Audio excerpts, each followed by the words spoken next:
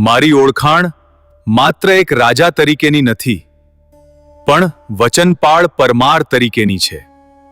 હું ચાંચોજી પરમાર, એક ક્ષત્રિય માટે જીવથી પણ વધારે વહાલું જો કંઈ હોય તો એ છે તેનું વચન. આ પરમાર વંશ એ સૂર્યની જેમ તેજસ્વી અને દાતાર પૂર્વજોને જન્મ આપ્યો છે. એ દિવસે દરબારમાં ચારણ કવિરાજ આવ્યા. એમણે માગ્યું, જીવતો સિંહ. મેં વચન આપ્યું, કવિરાજ, કાલે સવારે તમને સિંહનું દાન મળશે. મેં મારા ઈષ્ટદેવ માંડવરાયજીનું હૃદયથી સ્મરણ કર્યું. મને શક્તિ આપો, જેથી હું પરમાર કુળના ગૌરવને જાળવી શકું. હું પરોઢ થતા પહેલા જંગલ તરફ નીકળી પડ્યો. જંગલમાં સામે કાળ જેવો સિંહ ગર્જના કરતો હતો. માંડવરાયજીનું સ્મરણ કરી મેં એના કાન ઝાલી લીધા, અને જુઓ, સિંહ શાંત થઈ ગયો, જાણે એ કોઈ આજ્ઞાંકિત સેવક હોય.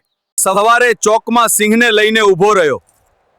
મેં કહ્યું, કવિરાજ, લ્યો આ સાવજનું દાન. ચારણ સ્તબ્ધ થઈ ગયા. એમણે કહ્યું, હે ચાંચોજી, આજે તમે પરમાર વંશના વચનની ધજાને આકાશથી ઊંચે પહોંચાડી છે.